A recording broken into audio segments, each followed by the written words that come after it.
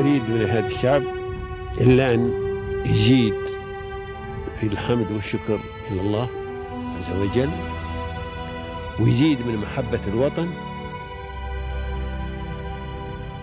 ويزيد من العمل ومضاعفة العمل لما يسعى فيه من خير له وللدولة والأهل.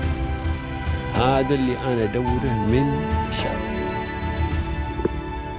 وربنا إن شاء الله يوفقنا جميعا على ما يحب ويرضى.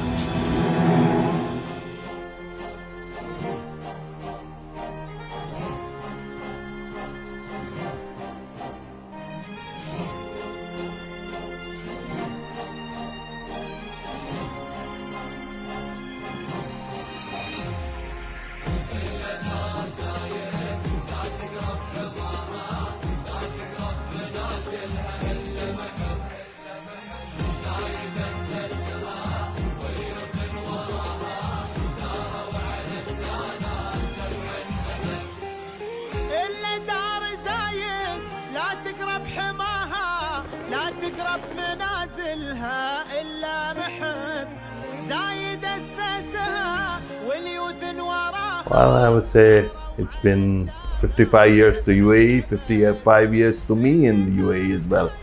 And yes, I really respect the leadership of the country.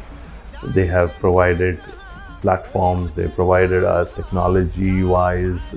We are up and connected with the world. This is one of the most dynamic countries, I would say. And without their vision, without their support, we wouldn't be that successful. We would like to thank them and wish them more and more prosperous years ahead. Thank you.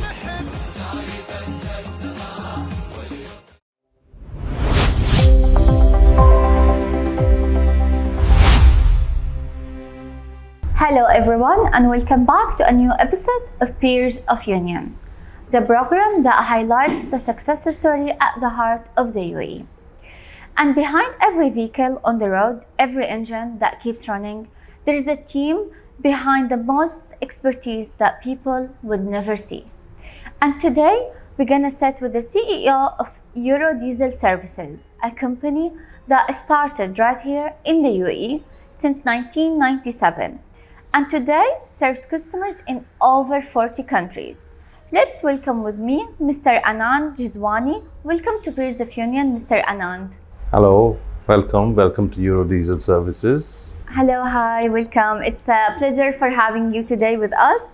If you could please start with introducing yourself, telling us more about your personal and your professional experience. Welcome to Eurodiesel Services.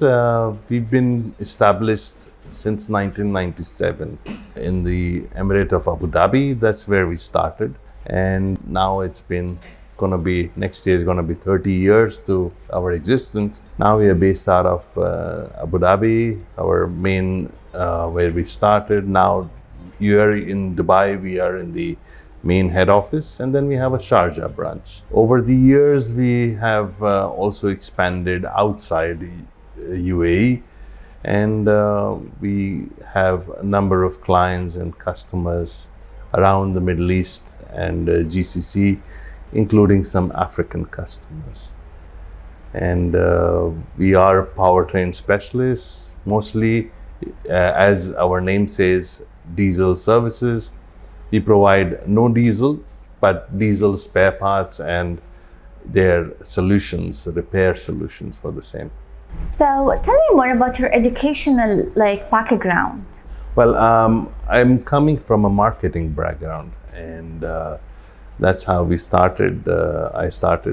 But with no previous experience, I was actually pushed into this field. Lucky me, my father had helped me to get the experience, the exposure through my uncle. This is a family-owned business. Been over 5 decades into this business. We have spare parts knowledge that I gained from India. I had to travel to India and get experiences from OE manufacturers like Bosch, Delphi, and other companies. So once I was there, I learned a lot with hands-on experience. That's how I got my experience. So let's say, what are the most important skills that you have adopted throughout this career pathway? What is very important is to have the practical knowledge. It's also important to be ahead of the game. Over the years, realized and what we have seen is to have the first experience so that we can be ahead of the game, be in touch with technology, use and be ahead of the game is by being the first. And tell me more about the vision when you have decided to establish Eurodiesel. So what was the vision behind, and what was the gap that your family or even you have seen in the market, and then you decided to establish that company? So when we started, we were one of those unique companies only dealing with the diesel spare parts. We found a big gap and not many people in this field. We ventured out, we traveled, we found good suppliers, we found solutions which were away from the OE solutions as first quality. Even today, when you see markets and people have a wakala feeling, and then they have the first quality feeling. That's where everyone's heading to. That's what we adopted. We supplied customers with genuine, but we also gave them the experience what we use in our workshops to pass on that knowledge, pass on that training and the apt tools to increase their capability and progress ahead in this. And would you say that the competition between your competitors, was it hard? It was very, very easy in the beginning. Easy. It was Because easy in the beginning. As I know, like the always Now, the car field is very hard and competitive. I wouldn't imagine to start today. Okay. It's difficult. It's not. You need to be ahead with appropriate suppliers. You need to have the data sheet. You need to have so much more knowledge. Who is the right supplier? Where can you get the parts from? Technical knowledge, technical catalogs, and so much more. It's become more complex from what it was earlier. And how would you say that you managed to maintain or to gain that trust between you and your clients as well, and even for a long-term relationship as well? So what we always kept was the straight-on approach, supplying genuine spare parts, supplying the first quality spares, and guaranteeing and warranting your product, what you put. We have our own brand as well. We use it, we apply it, then we sell it. That's the most important. And that's where Eurodiesel has the brand name, has the name for being trusted. And that's where we are today. And how would you say that you always keep maintaining the same quality that you have been providing for the customers, especially over the decades and the years? Everything has been changing nowadays. So as Eurodiesel, if I would say, we are authorized OE recognized company. But what we provide to the market are aftermarket solutions. OEs anybody can do. It's the aftermarket where people want to do, save a buck, and move on. That's where we come in. We provide them specialized tools, machinery, the training, the knowledge that we gain in our workshops by our skilled technical people who have also had that trainings. Because of the name that we have produced, people come to us. They want to take that advantage and still move on. Even I can see in the background that you had a lot of certificates and recognitions as well. So that shows how hard you have been working on yourself. I would say I am 70-80% technical because not of my hands. It's because of the knowledge that I get and I apply. Technicians are there to help, support, but it's the vision behind to get the right solution to the right customer at the right time. That's the most important. If you could have gone back to 1997 before where you actually started, what a piece of advice you would have given yourself? I would say I wish I had more people within ourselves, like family who would have helped me. Of course, my father is the pioneer in this business, followed by my wife who also helped out.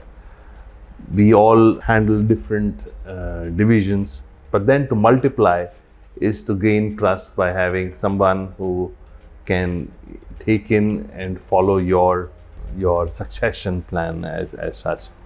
As of now, I would say I don't know whether we would have someone behind because the technology is changing rapidly.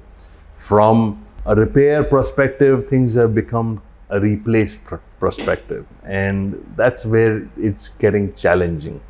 OEs don't want to increase this field is kind of moving into electronics, is moving into EVs, is moving into so much more. So adapting and moving from an existing combustion engine to an EV engine or something new that might come in is like needing new blood, is needing new people.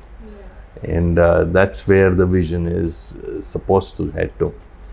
And how would you describe that the technology has been affecting your services, your category? It's not been affecting our category, I would say. It's changing. It's all the way new things coming in, and the older ones, you can see it phasing out. And sometimes I would say engines that I used to work with, those numbers still remain in my head, but it's been obsolete. Things are moved out, and that is happening very fast. Yes. So we don't know what's there tomorrow, but we just hope we have to have new people, and we will have to have new knowledge to grasp and then to deliver. Yeah, and to keep training as well, because we need that. The world is moving so fast nowadays. And speaking of that, where do you see the future for Eurodiesel? Technology-wise, yes, hydrocarbons are moving out, and EVs and electronics are coming in. Newer, higher pressure vehicles and earth-moving equipments are yet to be serviced. But I would say the future is more about replacing than rebuilding, and that's where we have to look into other sources of energy. Yeah, that's very important to move on. I wish you all the best for your services. And Mr. Anand, if you could give an advice to the young generation who would like to proceed into the automotive industry, what would you tell them? Yeah, the automotive industry needs people who would like to dirty their hands and actually get skilled training. That's very important. If you want to get into the diesel industry, you need to dirty your hands. But if it is more on the digital side, then you need to get onto e-commerce and ways that people will find a product easily available near to you and in the best possible economic manner. So I would say get yourself trained, get into a workshop who will provide you the right knowledge with the right skills and the manpower. That's where we are today at Eurodiesel. We provide those services, and we also see that we give them first-hand information and also the best possible tools that are available in the market the most economical price. And Mr. Anand, if you could give a message, if you could deliver a message to the UAE leaderships as well, what would you tell them? Well, I would say it's been 55 years to UAE, 55 years to me in the UAE as well. And yes, I really respect the leadership of the country. They have provided platforms, they provided us technology-wise. We are up and connected with the world. This is one of the most dynamic countries, I would say. And without their vision, without their support, we wouldn't be that successful. We would like to thank them and wish them more and more prosperous years ahead. Thank you. Mr. Anand, thank you so much for such a wonderful advice. You have almost 30 years of experience with over 40 countries, and that vision has never changed. Thank you so much. Thank you. Every pearl has a story, and next week we have another pearl waiting for you. Until then, take care for another episode of Peers of Union. Goodbye.